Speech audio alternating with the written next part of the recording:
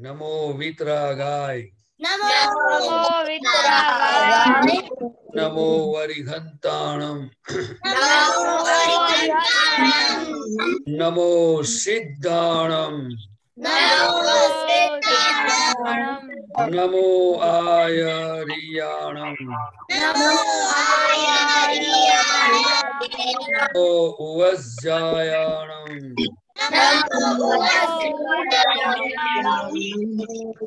नमो लोए सव्व साहुणम, नमो लोए सव्वासाहुणम, ऐसो पंचन मुक्कारो, ऐसो पंचनमुक्तारो, सव्वपावपणासनो, सव्वापावपणासनो,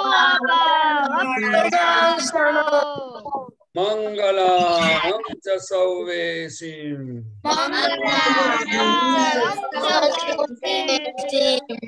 पदमं हवै मंगलम्। परमं वै मंगलम्। ओम नमो भगवते वासुदेवाय। ओम नमो भगवते वासुदेवाय। ओम नमः शिवाय। ओम नमः शिवाय। जय सच्चिदानंद। जय जय सच्चिदानंद। रुद्र डेली प्रेयर बोलिए। Rudra study prayer daily prayer बोलिए। हे दादा भगवान, आप मुझे ऐसी शक्ति प्रदान करें कि मैं अपने हेल्थ को कभी भी कॉम्प्रोमाइज नहीं करूं, ताकि मेरा शरीर रूपी साधन मुझे मेरे देह को यानी कि पढ़ाई में और सत्संग में पूरी तरह मदद रहे। मैं पढ़ाई में बिल्कुल सिंसियर रहूंगा। मैं संग और सब से दूर रहूंगा, और कुछ भी हो मेरा सत्संग कभी भी ना छूटे, ऐसी परम कृपा करना। प्राप्त मन वचन काय का योग और अपनी आत्मा का उपयोग केवल परम कार्य यानी कि जीव मात्र में ही करूंगा, तो सबसे बड़ा मानव धर्म माना जाता है। सभी लोगों के साथ मोरल, सिंसियर और प्योर रहूंगा, ताकि मैं बराबर दादा भगवान के जैसे बनता हूँ। मैं जय सच्चिदानंद। जय सच्चिदानंद। वत्सल आपका टर्न है टुमारो। आपको नहीं आता है ये सब बोलते थे, आप नहीं बोलते थे। कल आपका टर्न है। अनन्या दीदी से पक्का कर लेना। देव स्टडी प्रेयर। हे दादा भगवान, मुझे पढ़ाई में समझने में जो अंतराय बाधाएं आती हैं या अंतराय आते हैं, जो ऑब्स्ट्रक्शंस आते हैं, उन्हें तोड़ने का मैं दृढ़ निश्चय करता हूँ। आप मुझे ऐसी शक्ति दे कि जिससे मेरे दर्शन ऊपर के सारे आवरण टूट जाए और मेरी पढ़ाई सही ढंग से चले। ऐसी आप हमें परम शक्ति दीजिए। जय सच्चिदानंद। जय सच्चिदानंद। ओके, नवनीत दीदी। हे दादा भगवान, हम हैं आपके बच्चे। हम हैं आपके बच्चे। दिल के हैं सच्चे। दिल के हैं सच्चे। फिर भी हैं कच्चे। फिर भी हैं कच्चे। काम करेंगे अच्छे अच्छे। काम करेंगे अच्छे अच्छे। Very good. और आपको शुद्धात्मा पत्र प्रार्थना आ गई? मुझे अभी पूरी याद नहीं हुई। हाँ, आई है कि नहीं आई? मुझे अभी पूरी याद नहीं हुई। ओके, कल कल पक्का करके आपको बोलने का। किसको रुद्र देव आपको आता है शुद्धात्मा पत्र प्रार्थना? किसको आता है? रुद्र आता है? और देव बोलिए। हे अंतर्यामी परमात्मा, आप दरेक जीव मात्र में विराजमान છો, તેમજ મારા પર વિરાજેલા છો. આપનું સ્વરૂપ તે જ મારું સ્વરૂપ શુદ્ધ આત્મા છે. હે શુદ્ધ આત્મા ભગવાન, આપ એવી કૃપા. હું આપને અભેદ ભાવે અત્યંત ભક્તિપૂર્વક નમસ્કાર કરું છું. અજ્ઞાનતાએ મેં જે દોષો કર્યા છે તે સર્વ દોષોને આપની સમક્ષ જાહેર કરું છું, અને તેનો હૃદયપૂર્વક ખૂબ પસ્તાવ કરું છું, અને આપની પાસે ક્ષમા પ્રાર્થું છું. હે પ્રભુ મને ક્ષમા કરો ક્ષમા કરો ક્ષમા કરો અને ફરીથી આવવા દો છો ક્યારે પણ નહીં કરો એવી આપ મને પરમ શક્તિ આપો હે શુદ્ધાત્મા ભગવાન આપ એવી કૃપા કરો કે અમને ભેદભાવ છૂટી જાય અને અભેદ સ્વરૂપ પ્રાપ્ત થાય અમે તમારામાં અભેદ સ્વરૂપ તન્મયકાર રહીએ જય સच्चिदानंद। वेरी गुड, आपने बहुत फटाफट बोला। आपने क्या बोला मालूम है आपको? हाँ, क्या बोला आपने? शुद्धात्मा प्रत्यय प्रार्थना। आई नो, क्या बोला उसमें, क्या बोला आपने? कि आप पहले कहा कि मैं आप जो अंतर्यामी परमात्मा हमारे जो परमात्मा है उन्हें कहा कि आप सब जीव मात्र में विराजमान है वैसे भी वैसे मेरे में भी विराजमान है। नहीं नहीं, आपका आप तो स्वरूप रिपीट वो करते हैं, पर उसमें एक्चुअली उसका मीनिंग क्या होता है? आप क्यों करते हैं ये प्रेयर? शुद्धात्मा भगवान को नमस्कार करना। हाँ, वो के प्रदीप दादा को पूछना उसका क्वेश्चन, ओके, कि क्यों करने का है। ओके बच्चे लोग, पहला रिपोर्ट लेगा, बाद में देव वो क्वेश्चन प्रदीप दादा को बोलने पूछने का। ओके ओके, क्यों हम करते हैं, ओके, उसका फायदा क्या होता है।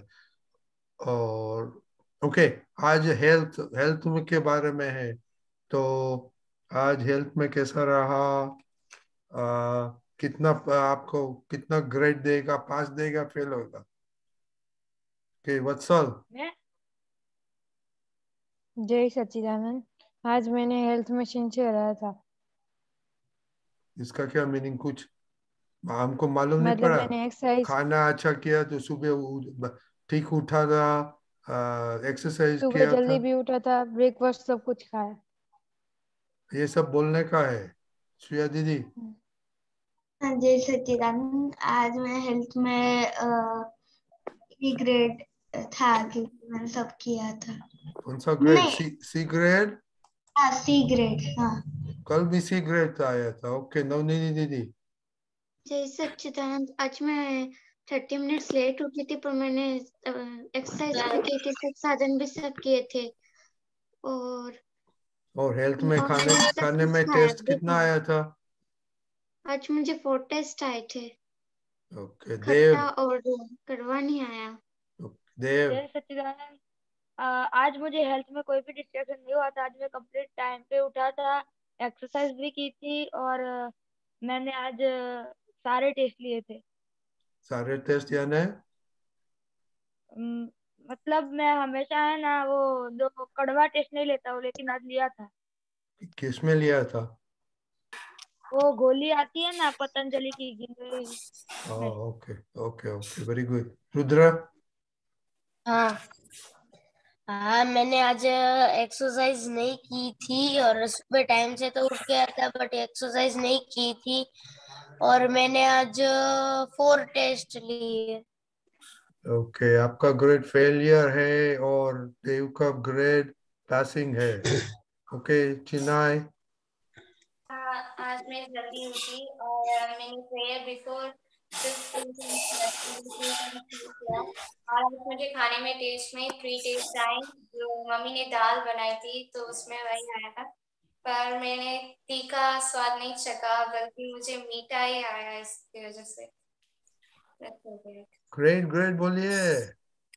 Great failure. See, okay Karishma, हाँ जय सच्चिदानंद। आज मैंने किसी की मदद नहीं की थी।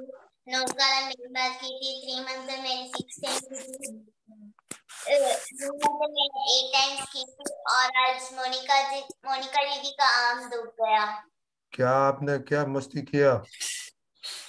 वो मोनिका दीदी स्कूल गई थी तब मैं उसको पेन ले लिया। उसने कहा ये मेरी काम की पेन नहीं है तुम ले लो, तो कल बोला था उसने। बाद में आज मैंने लिया तो वो बहुत गुस्सा होकर मुझे बहुत पीटने लगी, डांटने भी लगी। आपको अच्छा लगा? नहीं। ओके खुशी, जय सच्चिदानंद। आज मेरा हेल्थ में फेलियर है। क्या हुआ? सी, मेरा हेल्थ में फेलियर। तो क्या कितने, आप क्या 12 बजे उठी थी आज? नहीं, 8:15 को। 8:15, और C grade, D grade, E grade, Ahmedabad खुशी। जय सच्चिदानंद, मुझे हेल्थ में अच्छा रहा था। मैं मेरे टाइम पे उठ गई थी और मुझे 5 ही रस आए थे, कड़वा नहीं आया था। और मैंने एक्सरसाइज भी की थी। क्यों कड़वा नहीं आया था? मम्मी ने दाल या कुछ कड़वा नहीं बनाया था। मम्मी को आपने पूछा कैसे आप बोलते हैं? दाल में से कड़वा, दाल में मेथी नहीं डाली थी? दाल में कड़वा आता है ऐसे नहीं, आज दाल नहीं बनाई थी इसीलिए। दाल ही नहीं बनाई। हाँ तो ऐसे बोलो ना, हमने सोचा कि आप दाल। ओके विधि दीदी। हाँ जय सच्चिदानंद, आज मेरा हेल्थ में अच्छा था। मैं 6:30 को उठ गई थी और मेरे को खाने में सारे रस आए हैं। कड़वा रस मुझे आया था क्योंकि वो मम्मी ने घर पे वो मेथी के लाडवे बनाए थे ना, उसमें मेथी, लड्डू बोलते हैं। हाँ सॉरी, लड्डू बनाए थे ना, उसमें आए थे। तो ये दादी ने नहीं खाया लड्डू? नहीं, उसने नहीं खाया। क्यों? ओके मुझे पता ही नहीं है दीदी ने कब खाए। आपका FF, you're not passing. Okay, fail. हरी। जय सच्चिदानंद, आज मैं ना, मेरी आज ट्यूशन में एग्जाम थी ना, उसमें मेरे फुल मार्क्स आए। और हेल्थ में ना मैं बहुत लेट हो गया था। 10:30 को उठा था क्योंकि कल रात में नाइट स्टडी 2 o'clock तक कर रहा था, इसीलिए। क्यों इतना लेट स्टडी करते हैं? अरे नहीं, एग्जाम आने वाली है ना, इसीलिए। आने वाली है तो जल्दी सो के जल्दी उठने का होता है। और 12 बजे प्रदीप दादा को बोलने का मगज भी नहीं काम करेगा शाम को। वो मालूम है आपको? प्रदीप दादा को पूछना कि तीर्थ। जैसे सच्चिदानंद, आज मुझे हेल्थ में रिस्ट्रक्शन नहीं हुआ था। और वहां मैं जब गया था केलनपुर में, तब मैंने वहां केलनपुर में सिर्फ कल घंटा ही सब वहां बिता था सत्संग में। और मैं सारे मुझे दुबई का एक फ्रेंड मेरा था ना, इसलिए मैं उसके साथ खेल रहा था। केलनपुर में मैं उसके साथ था, सत्संग में नहीं था। सत्संग में सिर्फ घंटा ही था। ओके आपको ग्रेड बताइए। नहीं, वो शिविर में खेलने के लिए आया था, शिविर में सत्संग के लिए नहीं आया था। ओह अच्छा। दुबई का फ्रेंड मिल गया तो सत्संग भूल गया। कौन था आपका फ्रेंड? ओके परमार खुशी। जय सच्चिदानंद, आज मैं सुबह में लेट उठी थी 40 मिनट्स, इसलिए मेरा सीक्रेट हुआ था और आज मैंने सब खाना खा लिया था। और आपका कितना ग्रेड बोलिए? सी। बच्चे लोग कि हर रोज चार्ट बनाना, स्टडीज में कितना ग्रेड आया, हेल्थ में कितना आया दादा। Okay at the end of week हम सब देखेगा कि इम्प्रूवमेंट होता है कि नहीं होता है। ओके खुशहाल कौन है? दर्शन। जय सच्चिदानंद, आज मैंने हेल्थ में एक्सरसाइज की थी, पर मेरे को आज 6 टेस्ट नहीं आए थे, मेरे को आज 4 टेस्ट ही आए थे। ओके खुशहाल। जय सच्चिदानंद, आज हेल्थ में हम थोड़े लेट उठे थे और हमने आज एक्सरसाइज भी नहीं की, बट उठने के बाद हमने नवकलमोत्तरी मंत्र किया था और अच्छे से नाश्ता खा लिया। आपने खाना सब खाया आज? हाँ, मैंने स्पाइसी और खट्टा टेस्ट आया था, सॉल्टी। मम्मी को बोलना कल कड़वा बनाने का, बाद में बताना कैसे कड़वा। ओके कश्यप भाई। जय सच्चिदानंद, मैं आज ठीक समय पर सो गया था और ठीक समय पर उठ गया था। मैंने 15 मिनट एक्सरसाइज की थी और मुझको खाने में 3 टेस्ट आए थे। मम्मी को पूछा कौन सा नहीं टेस्ट आया? एक नहीं आया था। ओके कड़वा। जय सच्चिदानंद। आज मेरा हेल्थ में डिस्ट्रक्शन नहीं हुआ था क्योंकि आज मैं सुबह को जल्दी उठ गई थी 6:30 को, और फिर आज मैंने एक्सरसाइज भी कर ली थी। मुझे 6 टेस्ट भी आए थे। कड़वा टेस्ट मुझे दाल में आया था, मेथी में खाई थी ना उसमें। आपने ग्रेड क्या बताया? आपने नहीं बताया। ग्रेड तो मेरा ये रहेगा क्योंकि आज मेरा कोई डिस्ट्रक्शन नहीं हुआ है हेल्थ में। तो ये तो किसको, दादा को मिलते हैं, हमको भी ये नहीं मिलते एवरीडे। जरा सोचना। मोरबी। जय सच्चिदानंद। आज मुझे हेल्थ में डिस्ट्रक्शन नहीं हुआ था। आज मैंने एक्सरसाइज भी की। मम्मी ने जो बनाया था वो सब खा लिया था, पर आज सुबह में 5 मिनट लेट हुई थी। अपूर्वा दीदी। जय सच्चिदानंद। आज मुझे खाने में 3 टेस्ट आए थे, तीखा, खट्टा और मीठ आया था, और मैंने आज एक्सरसाइज भी नहीं की थी। ओके। और वत्सल, दया वत्सल। મારો ટર્ન થઈ ગયો। तो થઈ ગયો। ओके, अभी कौन बाकी रह गया? कोई बाकी रह गया? हाथ ऊंचा करो। कोई बाकी रह? ओ हरी हरी हरी।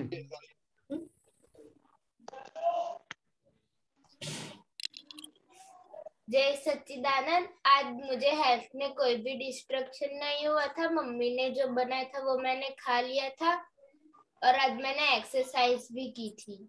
मम्मी ने क्या बनाया था आज? आज मम्मी ने खिचड़ी बनाई थी। खिचड़ी और साग बनाया था बटेका का, और भाखरी बनाई थी। और उसमें क्या टेस्ट, ये सब में से क्या टेस्ट आया था आपको? कड़वा टेस्ट नहीं आया था मुझे। क्यों? मम्मी को पूछा कड़वा कुछ डाला था कि नहीं? नहीं, मम्मी ने नहीं डाला था। क्यों? मम्मी ने पूछा आपने? नहीं, लेकिन मुझे पता क्या चला। मम्मी के साथ किट्टा है? क्या? मम्मी के साथ किट्टा है? नहीं। तो ऐसे पूछने का खाते समय। ओके, सम्यक भाई।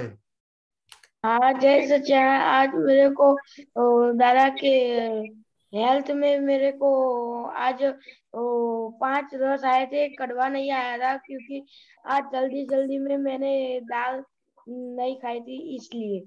और मैं आज मेरा गोल था 5:30 को उठना, और मैं 6:10 टाइम में उठा तो मैं फेल हूँ। ओके, आपका ग्रेड क्या है?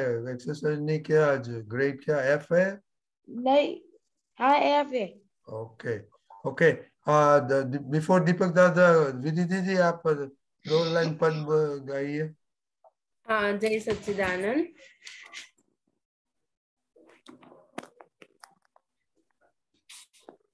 बोलो बोलो। आवाज आ रही है मेरी? बोलो बोलो बोलो बोलो। हाँ। तो तारा दर्शन ना दीवाना, तारी मस्ती माँ मस्ताना, अमने पार काना मानो मानो पोताना, धारे खोड़े तो रमवाना, वातो दिलडानी कहवाना, हमने पार काना मानो मानो पोताना, अमे नेरा बाळ दादा ले जोरे संभाळ, एवो वरसावो प्यार जाने अमृतनी धार। जय सच्चिदानंद। जय सच्चिदानंद। कल मोरबी का टर्न है। मोरबी। हाँ। ओके, दीपक दादा बोलिए। तीर्थ आपको कुछ पढ़ा वो बाद में बताना, प्रदीप दादा की बाद में।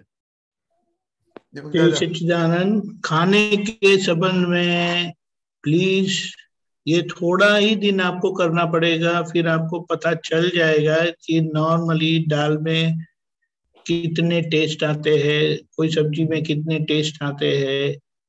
तो जब जब आप खाना खाते हैं, वो 2 मिनट लगती है मम्मा को पूछने के लिए कि आपने क्या क्या अंदर डाला है, और जो डाला है उसके आधार पर आपको पता चलेगा कि ये 2 टेस्ट आना चाहिए, 5 टेस्ट आना चाहिए, 6 टेस्ट आना चाहिए। और सभी टेस्ट जो मम्मी ने डाला है, खाना बनाया है, उसके आधार पर हमें वो टेस्ट आना चाहिए और वो लेना है। और जब तक वो नहीं आता है तो चबाना है।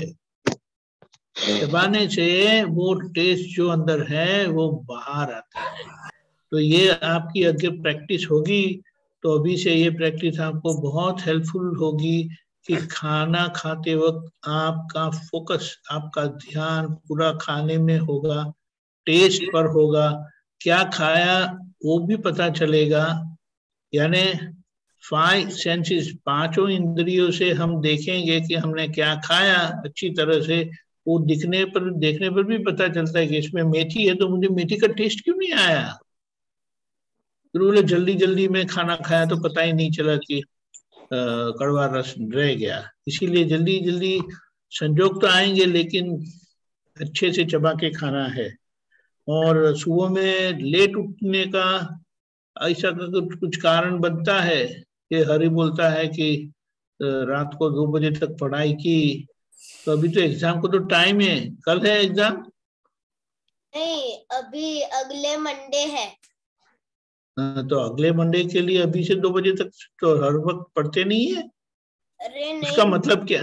देखो, मैम ने कहा था कि अभी से तुम तैयारी कर लोगे ना तो एग्जाम में इजी रहेगा। अरे लेकिन ऐसा टेंशन लेके पढ़ेंगे तो वो ठीक नहीं है। आपका जो टाइमिंग है ना उसको डिस्टर्ब नहीं करना है एज फार एज पॉसिबल, क्योंकि वो एक डिस्टरबेंस लाएगा अपने शरीर में। अगर आप 10 बजे सोते हैं या 11 बजे सोते हैं तो उसको फिक्स ही रखना है। और wake up time and sleep time जितना फिक्स रहेगा तो ऐसे ही आपकी फिजिकल और मेंटल हेल्थ रहेगी, बनी रहेगी। और एग्जाम में या पढ़ाई करते हैं वगैरह नॉर्मल हेल्थ के लिए भी ये बहुत अच्छी चीज है। तो ये अभी से ध्यान रखना है। पहली बात, मम्मा को पूछो क्या खाना बनाया है, वो तो पता चलेगा उसमें क्या क्या डाला है, तो आपको पता चलेगा कौन से टेस्ट आना चाहिए। और वो टेस्ट जब तक नहीं आता है तब तक अच्छे से चबाओ। जय सच्चिदानंद। जय सच्चिदानंद। प्रदीप दादा, आपने सब सुना, पहले बोलना, बाद में वो 2 क्वेश्चन लेना। ओके। जय सच्चिदानंद।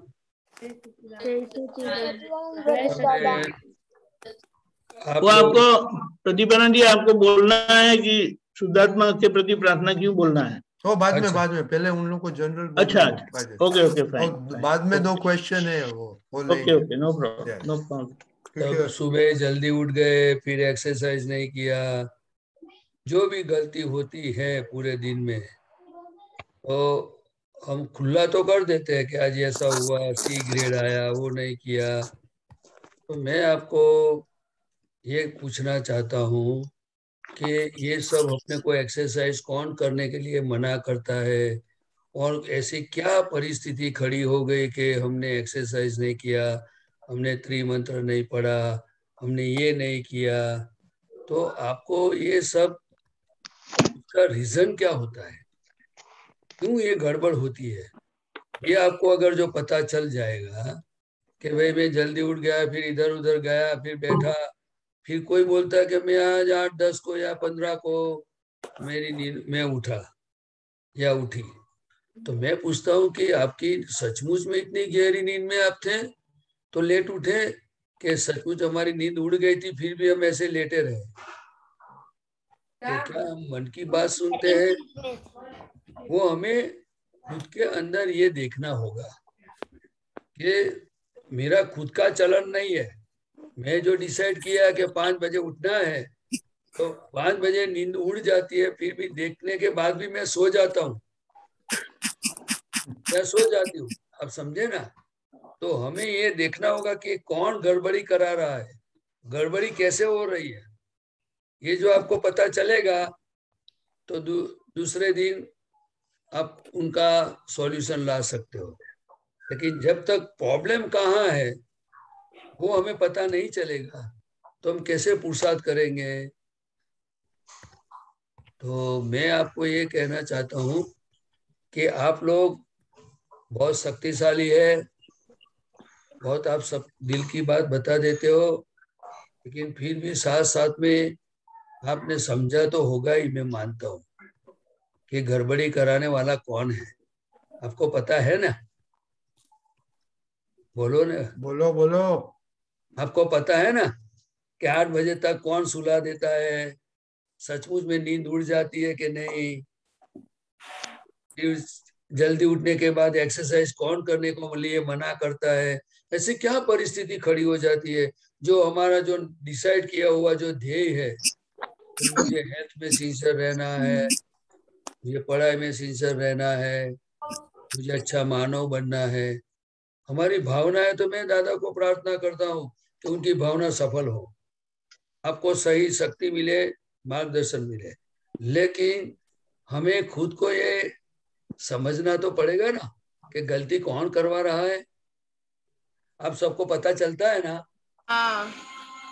तो जो हमें गलती करवाता है उनकी बात समझो, आपने 1 बार 2 बार 3 बार सुन ली, लेकिन फिर आपको कि बार बार मुझे ये क्यों माफी मांगनी पड़ती है, या क्यों ऐसा बोलना पड़ता है, मैं आज ये मिस हो गया, ये मिस हो गया, ये मुझे पसंद नहीं चलेगा। कोई ऐसी परिस्थिति हो तो बराबर है, तो आप जरा स्ट्रांग बनोगे ना आप? वैसे तो आप स्ट्रांग है ही, आप तो स्ट्रांग ही है, क्योंकि नहीं तो इतना आप गलती बता नहीं सकोगे। दादा की भाषा में आप बहुत स्ट्रांग हो और बहुत अच्छे हो, लेकिन फिर भी गलतियों को पोषण नहीं मिलना चाहिए, सपोर्ट नहीं मिलना चाहिए, उनकी बातों में नहीं आने का। ओके हाँ आनंद जी, बराबर है ना? कहीं क्या हुआ तो कहो तब। सही है। ओके, तो आपने दो क्वेश्चन है। एक तो शुद्धात्मा प्रार्थना क्यों करने की, और हाँ। रात को 12 बजे तक पढ़ने में अच्छा है कि जल्दी सो के जल्दी उठ के सुबह पढ़ना है, वो दो क्वेश्चन है। हाँ, पहले तो शुद्धात्मा प्रत्यय की प्रार्थना जो है वो इसीलिए पढ़ने की जरूरत है, तो दादा भगवान ने बताया कि आपको शाम को ये पढ़ के सो जाने का है, इसीलिए कि पूरे दिन में हमारे मन वचन काया से हमें पता नहीं है कि God is in every creature, आप समझे ना? और पता है भी, फिर भी हमारी इतनी समझ और इतनी अलर्टनेस नहीं रहती है, जागृति नहीं रहती है, तो कोई ना कोई कारण से, किसी मन से, वाणी से, बिहेवियर से कोई न कोई जीव को दुख हो जाता है। इसीलिए दादा भगवान ने बताया कि सभी जीव के अंदर भगवान है। एक बार आप डिटेल्स में माफी नहीं मांग सकते हो तो कोई बात नहीं, लेकिन जैसे शुद्धात्मा भगवान मेरे में है वैसे सब जीव मात्र में है, तो जाने अनजाने में अगर गलती हो गई हो तो हम उनकी क्षमा चाहते हैं, तो ये माफी मांगते हैं तो माफी मिलेगी एक दिन, और धीरे धीरे हमारी एक एक गलतियां इसमें भी बताया हुआ है कि माफी मांगने से ये बाय हार्ट करने की चीज है, तो जितना आप हार्टली ये प्रार्थना करोगे तो इससे क्या होगा कि धीरे धीरे आपकी जागृति बढ़ेगी, और कैसी कैसी गलतियां होती है वो धीरे धीरे आपको समझ में आएगी, आपको दिखेगी, तो एग्जैक्टनेस में हम धीरे धीरे आगे बढ़ते जाएंगे, समझे ना? किसी भी जीव को दुख देकर के कोई भी सुखी हो नहीं सकता, इसीलिए दादा भगवान ने बताया है कि आप सुख की दुकान निकालो, लेकिन अभी ये समय नहीं है, क्योंकि हमारा आजकल का लाइफ ऐसा हो गया है, तो कहीं ना कहीं किसी भी जीव को दुख हो जाता है। इसीलिए बताया कि जैसा मेरा स्वरूप है शुद्धात्मा, वैसा जीव मात्र का रियल स्वरूप शुद्धात्मा ही है, और शुद्धात्मा वही भगवान है। इसीलिए हमें जो भी गलती करते हैं, किसी के लिए गलत सोचते हैं, वो मैसेज पूरा भगवान के पास जाता है, तो हमारी प्रगति और हमारा कल्याण के लिए ये प्रार्थना बहुत जरूरी है। और मैं आपको दीपक आनंद जी से बोलूंगा कि और भी कुछ आप बताना हो तो बताओ, तो मुझे भी काम लगेगा, बच्चों को भी काम लगेगा। दीपक आनंद जी साहब। यस, ऐसा है कि जो भी हम करते हैं ना, उसके ऊपर हमारा पूरा फोकस रखना है। ये तय करो कि जो भी मैं कार्य करता हूँ, प्रार्थना करता हूँ, खाना खाता हूँ, पढ़ाई करता हूँ, तो मैं चित्त को हाजिर रखकर मैं पढ़ाई करूंगा, खाना खाऊंगा। खेलेंगे तो तभी भी वैसा करो, तो उसका फल बहुत अच्छा है, आपको संतोष भी मिलेगा और आपका रिजल्ट भी अच्छा आएगा। आज बोलो कितने लोगों को फेल मिला, एफ मिला खाने में, बराबर है? तो ये धीमे धीमे करके इसमें से हम बाहर आ जाएंगे। तो ये गोल रखना है और अच्छा तय करो, तो ये सब गलतियां धीमे धीमे से बाहर आ जाएंगे आप। यही सच्चिदानंद। जय सच्चिदानंद। और दूसरा क्वेश्चन प्रदीप दादा। हाँ, बताता हूँ कि हम समझो कि 6 बजे उठ गए, तो 6 बजे से रात को 11-12 बजे तक हम पूरा हमारा बॉडी धीरे धीरे, बॉडी का जो सिस्टम है उसमें थकान है वो सब बढ़ती जाती है। पूरी ये बॉडी पूरा मशीनरी है। तो दादा ने बताया कि उनकी जो लिमिटेशन है वहां तक अपने काम लेना चाहिए। फिर उनको आराम करने से जो समय सर सोने का, वो इतना अच्छा है कि हेल्थ के लिए भी अच्छा है। बॉडी में एकदम टोटली रेस्ट मिल जाता है और काम करने के लिए ओके हो जाती है। दूसरा, सुबह में पढ़ने से क्या होता है, जल्दी उठ के जो 5 बजे उठ के 4 बजे उठ के जो पढ़ाई करता है, तो उनको आध्यात्मिक भाषा में ब्रह्म मुहूर्त बोला जाता है। तो कि पूरा दिन का थका हुआ आदमी रात को 12 बजे, 2 बजे, 3 बजे तक पढ़ेगा, तो कोई ऐसी इमरजेंसी हो तो बात अलग है, लेकिन उसमें आपको स्ट्रेंथ बहुत पड़ेगा और क्या है कि आपको याददाश्त कम हो जाएगी। और 4 बजे उठने से दादा भगवान ये बताया कि सब लोग सोए हुए होते हैं। तो आप जल्दी आराम से उठोगे तो पहला तो बॉडी फ्रेश हो जाएगी, माइंड फ्रेश हो जाएगा। फिर बाद में आप पढ़ाई करोगे तो आपको कोई याद करने वाला नहीं होगा, तो लोगों का जो वाइब्रेशन है वो आपको आपके पास नहीं आएगा। तो आप आराम से पढ़ोगे, तो जितना पढ़ोगे उसमें आपको ज्यादा याददाश्त होगी, आपको इंटरेस्ट भी पड़ेगा, मजा आएगा और आपका काम आसानी से हो जाएगा। इसीलिए सुबह की चीज भक्ति के लिए, पढ़ाई के लिए, एक्सरसाइज के लिए बहुत बहुत इम्पोर्टेंट है।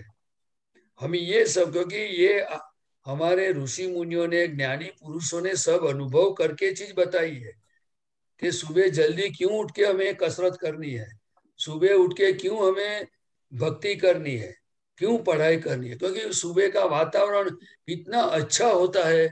वो दादा भगवान ने बताया कि हर रोज ऐसा वातावरण बहुत अच्छा मिलता है, लेकिन उसको लाभ लेने वाले बहुत कम लोग होते हैं। तो मैं जो सुना है दादा के पास वही मैं आपको बताता हूँ, और मेरा अनुभव भी है कि सुबह जल्दी उठने की आदत जिसको पड़ गई उनकी हेल्थ अपने आप अच्छी रहेगी। क्योंकि सुबह में आप देखोगे तो आपको हवा भी अच्छी ठंडी मिलती है, वातावरण में हवा फ्रेश होती है और बहुत प्रकार के फायदे। जो वाइब्रेशन का जो साइंस दादाजी ने ओपन किया है वो बहुत समझने जैसा है। मैं फिर भी दीपक आनंद जी से बोलूंगा कि थोड़ा और भी कुछ बतावे। मेरा तो यही है कि आपका ये टाइम टेबल फॉलो करो।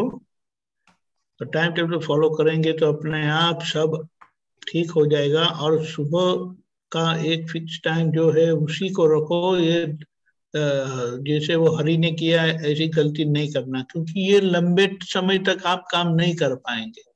शॉर्ट टाइम में अगर इमरजेंसी है और आपने जाग लिया और पढ़ाई की, वो सही है। लेकिन अगर हमें कंसिस्टेंट यानी एक सरी का रिजल्ट चाहिए, परिणाम चाहिए, तो हमें ये डिसिप्लिन रखना पड़ेगा।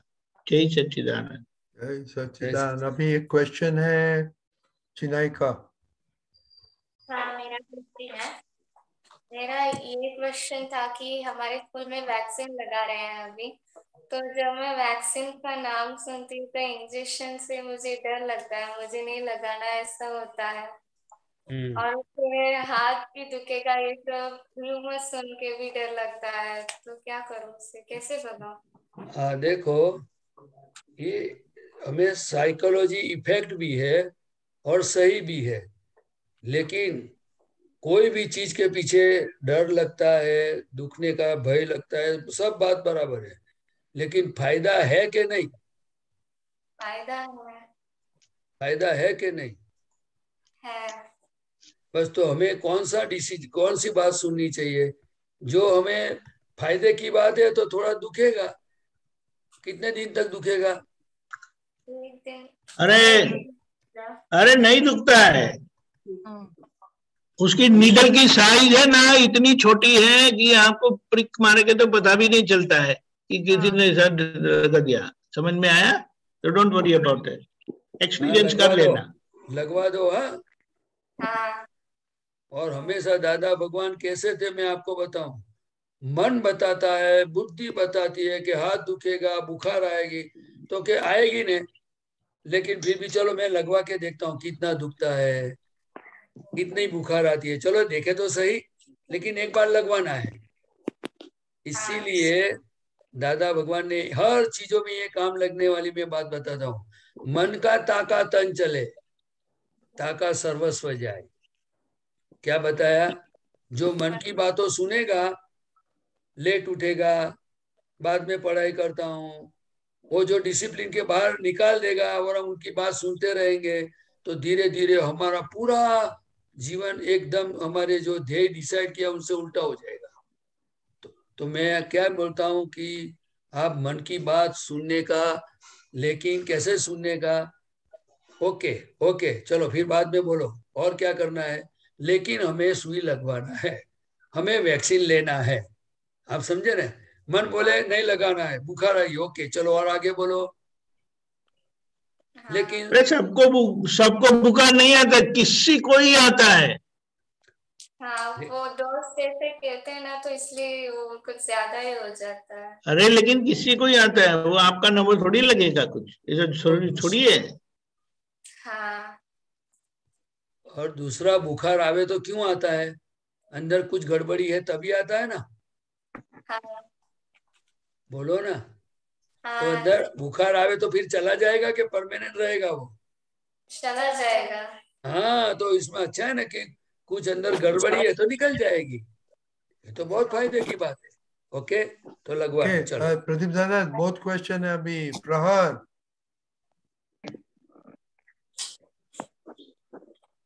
मुझे ये कहना था कि रश्मि बावन भरत दादा है ना, उन्होंने जब भी वैक्सीन लगाई थी ना, तब दोनों डोज में कुछ भी नहीं हुआ था। हमको भी कुछ नहीं हुआ था। ओके, खुशी, मैंने तो अभी लगवाया ही नहीं है। लगवा देना सब। आएगा आपका नंबर भी। खुशी मैं आपको ये पूछता हूँ, 2 मिनट। हाँ, बोलो। एक सरकार जो गवर्नमेंट है, क्या आपको दुखी करने के लिए ये प्रोग्राम बनाया है? नहीं, हमारी सेफ्टी के लिए।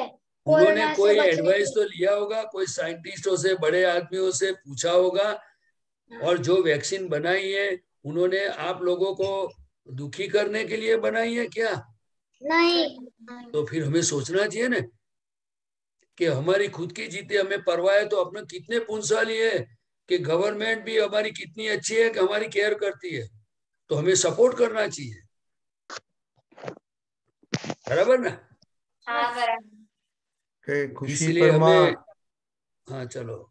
जय सच्चिदानंद, मुझे भी यही कहना था कि आज मेरी स्कूल में वैक्सीनेशन था, और वैक्सीन मुकाने जाते समय मुझे बहुत ही डर लग रहा था कि कुछ होगा तो नहीं ना। पर मैं स्कूल में गई तब एक लड़की को बहुत ही चक्कर आ रहे थे और वो गिर गई, तो उसे देखकर मुझे बहुत ही डर लगा कि नहीं, मुझे कुछ होगा तो नहीं ना।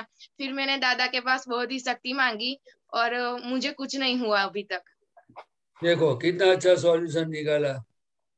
हम दादा के सत्संग में वैक्सीन लगवा भी ली, और फिर वैक्सीन लगवाते समय डर तो लग रहा था, पर दादा के नाम लेते लेते मैंने वैक्सीन लगवा ली। बहुत अच्छा, चलो आपको पता तो चल गया ना कि एक वैक्सीन से डर लगता है, तो फिर हमें दादा के पास शक्ति मांगेंगे और डिसाइड करेंगे कि एक जगत कल्याण कैसे करेंगे, हम आगे कैसे बढ़ेंगे। दुनिया में तो हर प्रकार की मुश्किलें आती है।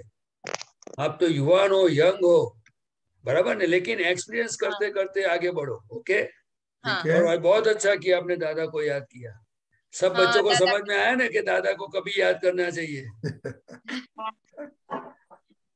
विधि दीदी, आपको क्वेश्चन है? नहीं, मेरे को भी वही बोलना था। कल मेरे को भी बहुत डर लग रहा था, तो मैंने भी दादा को सौंप दिया कि दादा आपको सौंपा जो भी करना है, लेकिन अभी तक मेरे को हाथ भी दर्द नहीं हुआ और बुखार भी नहीं आया। इसलिए तुमने खबर पड़ी गई ने कि दादा को कोई भी परिस्थिति में कोई याद करेगा तो दादा क्या है उनका अनुभव होगा। हाँ, ये दादा अनुभव करने की चीज है। उनका मतलब दादा भगवान का असीम जय का नहीं बोलने का ऐसा नहीं है, लेकिन this is the cash bank है, वो हम कई बार बोलते हैं। लेकिन ये आपके दिल में जो अगर दादा के प्रति श्रद्धा आई और जो दिल से दादा को याद किया, काम हो जाएगा। सिर्फ एक बार जीवन में दिल से याद करो, सिर्फ एक बार, जीवन भर में एक बार बोलता हूं, हर रोज नहीं। हर रोज बोलोगे तो काम ही हो गया आपका। जय सच्चिदानंद। चलो आगे। और इताक्षी बा, क्या आपने बोलने का कुछ क्वेश्चन है? जय सच्चिदानंद, मेरा क्वेश्चन है, लेकिन मुझे स्टडी का कहना था कि मैं अभी स्टडी में से नहीं रह पाती हूँ, क्योंकि मेरे जो पिछले एग्जाम थी उसमें मेरे 91% आए थे, और इस बार जो एग्जाम थी उसमें सिर्फ 85% ही आए मुझको, इसलिए मैं स्टडी में सिंसियर नहीं हूँ। कैसे सिंसियर नहीं हो? सिंसियर नहीं हो तो अपने को उसका कहाँ हमारा समय जाता है वो ढूंढने का ना। 85% आया तो अभी 15% कम आया, कोई बात नहीं, लेकिन अभी हमें रिकवर करना हो, हमारा समय कहाँ वेस्ट होता है। देखो, मैं आप सभी को बोलता हूँ, दादा भगवान ने सबके लिए बताया है समय, टाइम ये ऐसी चीज है, उनको हमें समझना चाहिए। समय पर सोना चाहिए, समय पर खा लेना चाहिए, समय पर पढ़ लेना चाहिए, समय पर एक्सरसाइज करनी चाहिए, समय पर धर्म कर लेना चाहिए, और समय पर हमारा सब प्रकार का काम निपटा देना चाहिए। एक बार समय चला गया फिर वापिस आता नहीं है। इसीलिए हमें समय के बारे में बहुत सोचने की जरूरत है। इसीलिए दीपक आनंद जी बोलते हैं ना, आपने क्या प्लान बनाया, कैसे आपने सब गोठवनी किया है। तो हमें समय के साथ चलना है और हमारा काम निकलना है और हमें आगे बढ़ना है। तो हमें हमारा समय हम कैसे गंवाते हैं वो पहले ढूंढ निकालो, और फिर बाद में पूछो खुद को कि ये समय ऐसे बर्बाद करने की कोई जरूरत थी? इसमें से क्या मिला? मेरा जो ये गोल था उसमें मैंने समय जो यूज किया होता तो अच्छा होता ना। चलो अभी दूसरे दिन से हमें वापस फिर चलना है। जितनी जितनी हमारी खुद की गलती हमें खुद देखेंगे तो हम प्रोग्रेस करने में आसान हो जाएगा। लेकिन ये कैसे गलतियां होती है वो समझना चाहिए। अब समझे ना? देखो, अगर आपका 2 घंटा बिगड़ गया, फिर बाद में आप पढ़ाई करने बैठोगे तो फिर बाद में नींद आती है, तो फिर सो जाओगे कि नहीं सो जाओगे? हाँ, सो हाँ, तो फिर हमारा जो पढ़ाई का काम है वो रुक गया ना, अटक गया ना, बराबर ना। हाँ। अगर समझो आप खींच खींच के पढ़ोगे तो फिर बॉडी पे इफेक्ट आएगी कि नहीं आएगी? हाँ। अब फिर सुबह लेट उठोगे कि नहीं उठोगे? तो हमें इसीलिए इंसान क्यों है, हम हमारी वैल्यू क्यों है? देखिए, हमारे पास समझ नाम की शक्ति है। हम डिसाइड भी कर सकते हैं और हम चल भी सकते हैं, लेकिन इसीलिए हमें इंसान की कीमत है। इंसान कौन से रास्ते पे चलना, क्या करना, किस चीज का कैसे उपयोग किया जाए, वो सब समझदारी हमारे पास पड़ी हुई है। तो उसको हमें डेवलप करना है, उस हिसाब से हमें जीवन जीना है, और फिर हम परफेक्ट हो जाएंगे तो दूसरों को काम लगेंगे। आप समझे ना? तो समय के साथ और डिसाइड करने वाला कौन होता है? कोई लल्लू पंजू थोड़ा ही होता है, वो सूरवीर होता है। जो सूरवीर होता है ना, वो अपना पूरा दिन का शेड्यूल बना के रखता है कि मुझे इस तरह से जीना है और इस मार्ग पे चल के मुझे आगे बढ़ना है। तो फिर वो गिर जाता है लेकिन फिर उठता है। आप समझे ना? तो गिरना गुनाह नहीं है, लेकिन उठ के चलना होगा हमें किसी भी हालत पे। दादा भगवान ने एक चीज बताई, वो मैं आपको बता दे। God is in every creature, बराबर। भगवान ने क्या बताया? I will help you. क्या बताया? I will help you. उसका हिंदी में क्या मतलब होता है? मैं आपको मदद करूंगा। हाँ, तो दादा ने क्या बोला कि आप जैसा डिसाइड करोगे ना कि मुझे 5 बजे उठ के मुझे इस तरह से जीना है, विधि करना है, कभी कभी गलती होगी लेकिन फिर भी अंदर एक बार डिसाइड करके फिर बाद में उठ के चलोगे तो भगवान आपको शक्ति देंगे। शक्ति देने वाले भगवान अंदर बैठे हैं, लेकिन भगवान की कोई वैल्यू नहीं करते ना। पता ही नहीं किसी को अंदर भगवान हमें प्रकाश देता है, भगवान हमें शक्ति देता है। हम बुद्धि और मन की बातों में से सुन के चलते हैं। ऐसा होता होगा कि नहीं होता होगा? मैं आज तक चलता हूँ, चला था ना, अभी भी कभी कभी चल जाता हूँ, लेकिन पता चलता है क्योंकि दादा की कृपा है। इसीलिए ऐसा ध्येय नक्की करो। गॉड कहता है आई विल हेल्प यू। आपको भगवान की मदद चाहिए कि मन बुद्धि की चाहिए? भगवान की मदद चाहिए। उनकी उनकी हेल्प ऐसी होगी, आप दिन प्रतिदिन आगे बढ़ते जाओगे और सही लाइट मिलेगा, सही लाइट, बराबर ना? तो आप आपका ध्येय को अच्छी तरह से समझ लो। आपने समझ लिया है और फिर आज से डिसाइड करो 2022 आज चौथा दिन है। कितना चौथा? 4 तारीख हुआ ना? हाँ। अभी तो 4 ही दिन हुआ है। 2021 का साल गॉन। 2022 में हमें पूरा मैप अच्छी तरह से बनाना है।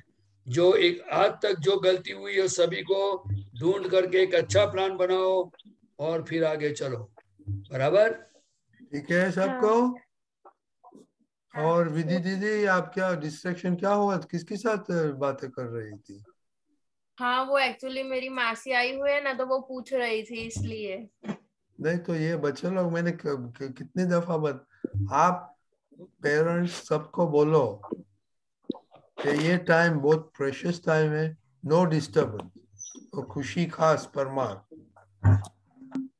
Okay, this is very important क्योंकि लक्ष्य नहीं रहता है। और दूसरा एक हमने बताया कि लास्ट रिपोर्ट में लास्ट थिंग क्या होना मांगता है, किसको मालूम है? समरी। हाँ, तो कौन नहीं लिखते समरी? किसने लिखा, किसने नहीं लिखा? तो अभी से नेक्स्ट कल से एवरीडे सबको एक एक सेंटेंस आपको क्या अच्छा लगा वो बोलना पड़ेगा। ओके? हाँ। आज खुशी परमार क्या अच्छा लगा? बात आज एक ही सेंटेंस मांगता है, एक ही पॉइंट।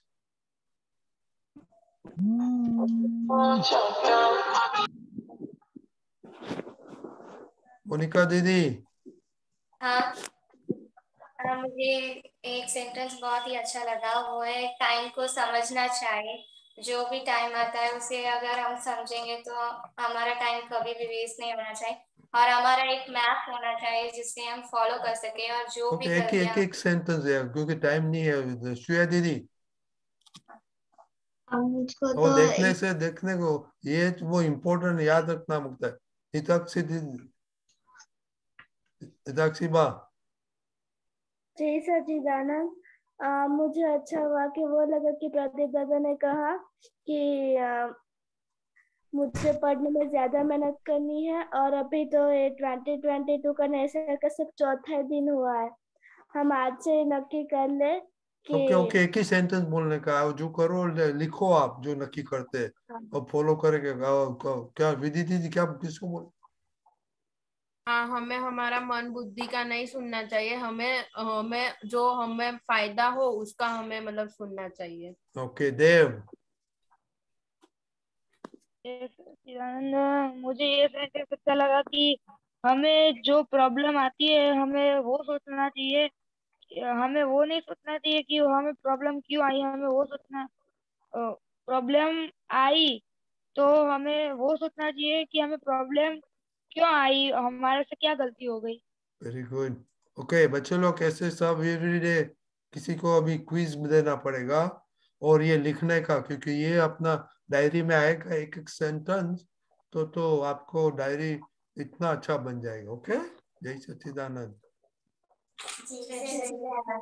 विधि दीदी, आपको क्वेश्चन है? हाँ, एक मिनट।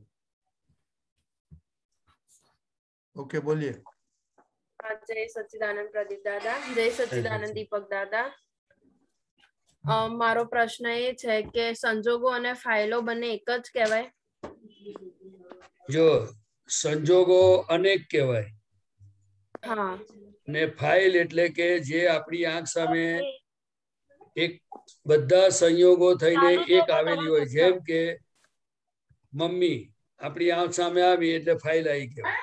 હા, બરાબર બરાબર ને? હા, પછી ઘણા બધા સંજોગો ભેગા થઈને આપણી પાસે આવે એને ફાઇલ કહેવાય। શું બરાબર કહેવાય? હા, એને ફાઇલ કહેવાય। એમાં ઘણા બધા સંજોગો, સમજો મમ્મી હોય પછી તમને કહે કે ચાલ જમવા, ખ્યાલ આવ્યો ને? હા, પછી જમવાના બધા સંજોગો આવ્યા, એની અંદર બધા સંજોગો પડેલા હોય, હા, એટલે જે આપણને ભેગું થાય છે એને ફાઇલ કહેવાય। શું કહેવાય? હા, જે ભેગું થાય છે એને ફાઇલ કહેવાય।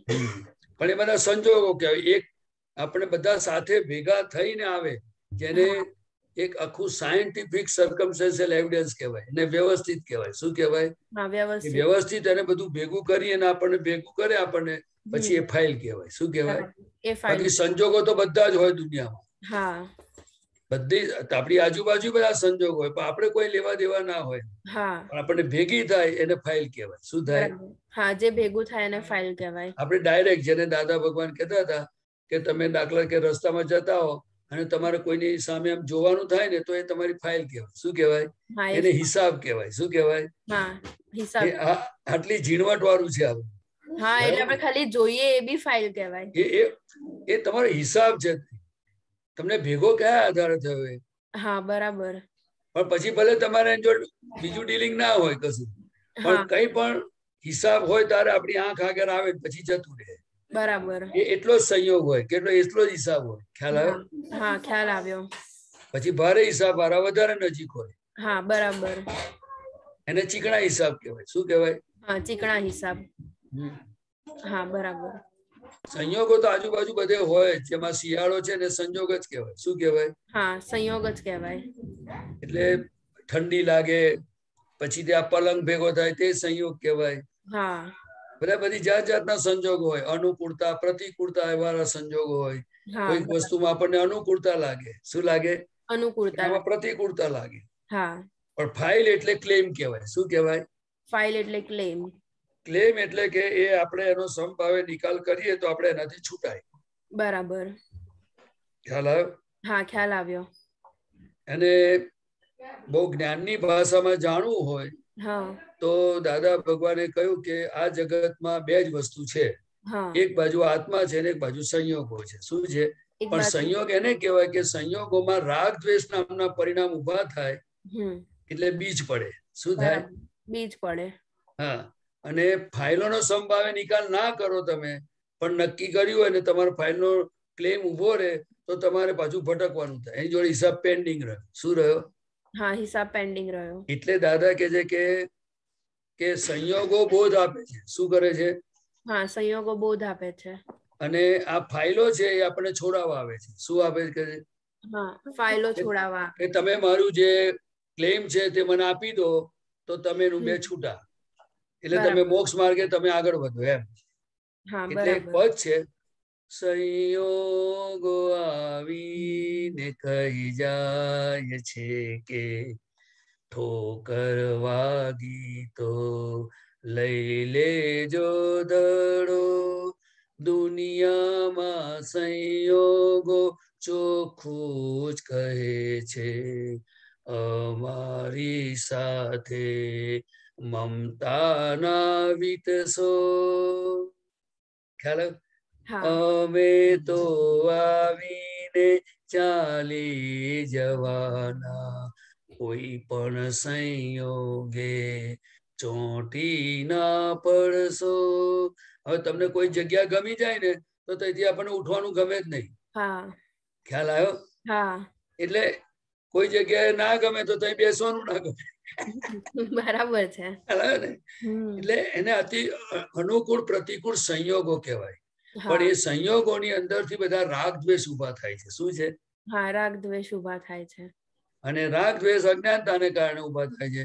અને પછી એમાંથી બધું આ ભટકામણના બધા હિસાબો ઉભા થાય છે. હા, બરાબર.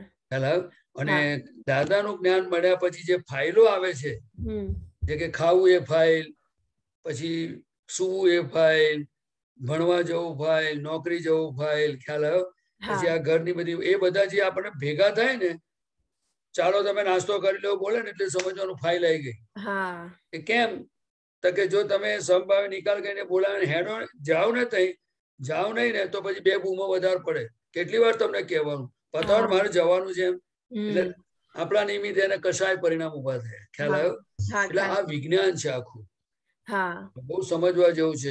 આત્માના સંયોગો બે છે, એમાં બધી ઉપાધિ છે. શું છે? ઉપાધિ થઈ ગયેલી છે.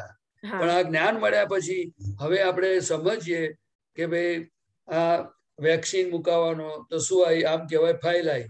શું આવી? ફાઇલ. આમ જ્ઞાનથી ફાઇલ કહેવાય. અને આમ જોવા જઈએ તો સંજોગો આયા. કયા સંજોગો? કે પૂર્વે બધા ભાવ કરેલા એટલે આ પેલો નર્સ ભેગી થાય, ડોક્ટર ભેગો થાય, આ થાય ને સોયો મારે, દવા ભેગી થાય. ખ્યાલ? એ બધા એક એક નાના નાના સંયોગ ભેગા થઈ અને આ પરિણામ આપે. એટલે સંયોગોનો પણ સંભાવે નિકાલ કરવાનો છે. એટલે આપણે ફાઇલ નો સંભાવે નિકાલ એટલું રહ્યું આજ્ઞામાં. જ્ઞાન હોય એને આજ્ઞા આટલી જ રહી. પછી કેવી રીતે નિકાલ થયો એમાં નહીં પડવાનું, નક્કી કરવાનું ખાલી. શું છે? નક્કી કરવાનું. એટલે સંયોગોમાં સંભાવે નિકાલ એટલે એમાં રાગે નહીં અને દ્વેષે નહીં. એનું નામ સંભાવ કહેવાય. અને સંયોગમાં એ જનરલ વાત છે. એમાં રાગ દ્વેષ થયા વગર રહે જ નહીં માણસને, જો દ્રષ્ટિ ના હોય તો. જાગૃતિ ના હોય ને તોય થાપ ખાઈ જાય. કઈ રીતે થાપ ખાઈ જાય? તો કે પોતાનું સ્વરૂપ ભૂલી ગયો એટલે ત્યાં આગળ એની એટલો ટાઈમ પોતાના સુખને સ્વાદ એને આવે નહીં. બરાબર. ખ્યાલ આવ્યો. જેમ દાખલા કે આઈસ્ક્રીમ આવે તો વખતે તમને આ સંજોગ મને છોડાવા આવ્યો જેવું લાગે કોઈને? આઈસ્ક્રીમ આવે તો ના લાગે. કારણ કે શું અંદર હોય માર નથી ખાવો, પણ છતાં પેલા કે ના તમે થોડો લો, ના તમે થોડો લો ને તો આપણને થાય કે આ કઈ ભેગું થયું? તો કે તમે પૂર્વે ભાવ કરેલા એટલે ભેગું થયું. પછી જ્ઞાન હોય તો તમે ફાઇલ કહેવાય. સંભાવે નિકાલ કરો. કારણ કે પેલો સામે વાળા દબાણ કરે છે ને. એટલે સંયોગોથી બનેલી વસ્તુ છે. બધું સંયોગો જ કરતા છે. શું છે? સંયોગો જ કરતા છે. જેને પણ આપણને શું છે કે એ સત્સંગમાં આવે ને ત્યારે આખું, એટલે દાદા ભગવાને કહ્યું ને કે વ્યવસ્થિત ની આજ્ઞા જેને સમજે છે ને તેને કેવળ જ્ઞાન અમે હાર તોલા લઈને જ ઉભું છે. પણ આપણને એવું બધું દેખાય નહીં. એ બહુ વાર લાગે. ધીરે ધીરે સમજાય. શું થાય? ધીરે ધીરે સમજાય. એટલે કેટલીક વખત વ્યક્તિ ના હોય છતાંય પણ એવા સંજોગો આવીને ઉભા રહે આપણને કે જે આપણને છે ને આમ એકદમ ઠંડી પડે ને આમાં ધ્રુજારી થઈ જાય, ગરમી પડે ને તો એકદમ અકળાટ અકળાટ થઈ જાય. ખ્યાલ આવ્યો? સંયોગ કહેવાય જેમાં જીવતી વ્યક્તિ ના દેખાય. બરાબર. ખ્યાલ આવ્યો? ફાઇલોમાં બધું દેખાય. એમાં આઈસ્ક્રીમ પણ ફાઇલ કહેવાય, વ્યક્તિ પણ ફાઇલ કહેવાય, બધું ફાઇલ કહેવાય. બરાબર. એ ફાઇલ શબ્દ કોને લાગે કે હું શુદ્ધાત્મા છું? એ ભાન થયા પછીની આ વાત છે. બરાબર. બહુ સરસ છે, બહુ સરસ છે. જય સચ્ચિદાનંદ. જય સદર્શનભાઈ. વૈશાલીબેન. જય સચ્ચિદાનંદ રજની અંકલ. જય સચ્ચિદાનંદ પ્રદીપાનંદજી. જય સચ્ચિદાનંદ દીપકાનંદજી. મારો ક્વેશ્ચન લક્ષ્મીના વ્યવહાર વિશે છે કે આમ જ્ઞાનની વાતો સમજવાથી કે સત્સંગમાંથી એ તો ખબર પડે છે કે લક્ષ્મી પુણ્યના ઉદયને લીધે આવે છે કે પાપના ઉદયને લીધે કે ઉદય પ્રમાણે વ્યવસ્થિત શક્તિ લાવે છે. પણ પ્રકૃતિને એવું છે ને કે જેમ જેમ લક્ષ્મી વધારે આવે ને એમ વધારે જોયું ને પછી એનાથી બધી ચિંતાઓ ઊભી થાય, હશે કે નહીં, થશે કે નહીં, કેવી રીતે કરી નાખું. તો એમાં કરતાપણાનો એટલો બધો ભાવ આવી જાય ને કે જ્ઞાનની વાત ભૂલાઈ જાય. તો એને બેલેન્સમાં કેવી રીતે રાખવી કે આ બધું તો એની મેળે થઈ રહ્યું છે, મારે કંઈ કરવાનું નથી, એમાં ખાલી જે હોય છે એનો સંભાવે નિકાલ જ કરવાનો છે? જો પહેલામાં પહેલા જેટલો લોભનું પ્રમાણ વધારે હોય ને એ લોભની ગાંઠ કહેવાય ને. શું કહેવાય? એ આપણી અંદર ગાંઠ પડેલી હોય એટલે પૈસા કમાવાના વિચાર બહુ આવે અને પછીથી પૈસા ભેગાય થાય. પણ બે પ્રકારની લક્ષ્મી છે. એક પાપાનું બંધી પુણ્યની લક્ષ્મી છે. શું છે? પાપાનું બંધી પુણ્ય. એટલે પુણ્યથી લક્ષ્મી આવે પણ બંધ પાપ ના પડે. પાપ ના પડે એટલે શું થાય તમે સમજી શકો છો. બધા ખોટા રસ્તે પૈસા છે. પછી એક પુણ્યાનુબંધી પુણ્યની લક્ષ્મી છે. શું છે? એ પુણ્યાનુબંધી એટલે લક્ષ્મી તો પુણ્ય હોય તો જ આવે, પણ પછી એના બધા પૈસા છે ને બધા સવડા રસ્તે જાય. સવડા રસ્તે એટલે કે આપણે એક સામાન્ય રીતે આપણે મહાત્મા છે એટલે જાણીએ કે દાદાના જ્ઞાનદાનમાં જાય, કીર્તન ભક્તિમાં જાય, દાદાના બધા પ્રસંગો ઉજવવામાં જાય. ખ્યાલ આવ્યો? એટલે પછી આ એક જનરલ વાત છે. એ રીતે બધી લક્ષ્મી છે ને સવડા રસ્તે જાય. બરાબર છે. એ ગટરમાં ના જાય. શું ના જાય? ગટરમાં ના જાય. પછી એ મહાત્માઓ પ્રત્યે બધું એમને ખવડાવવું, ભક્તિ કરાવી, એવું બધું એમનું હોય બધું. શું? આ તો એક જનરલ વાત કરી. એમાં સેવા બેવા બધું આવી ગયું. હવે તમારો પ્રશ્ન છે કે આનું બધું કેવી રીતે બેલેન્સ કરવું જોઈએ. તો કે જો પુણ્યથી લક્ષ્મી આવતી હોય ને એ દાદા કહે છે કોના જેવું છે કે જેમ ગરમી થાય તો શરીરમાંથી પરસેવો કાઢવો ના પડે એની મેરેજ આવે. થાય કે ના થાય? પાણીના ટપકા બાજે કે નહીં માથા પર? ઓટોમેટિક થાય. એવી રીતે લક્ષ્મી એના ટાઈમે આવે. પણ અત્યારે કે લક્ષ્મીની પાછળ પડવું એ નોર્માલિટીથી આપણું ઘર ચલાવવા માટે મહેનત કરવી, કામ કરવું, ઓફિસે જવું બધું બરાબર છે. પણ બહુ લક્ષ્મી કમાવાનો જે વિચાર કરે છે ને એને રૌદ્ર ધ્યાન કહેવાય. શું કહેવાય? રૌદ્ર ધ્યાન એટલે?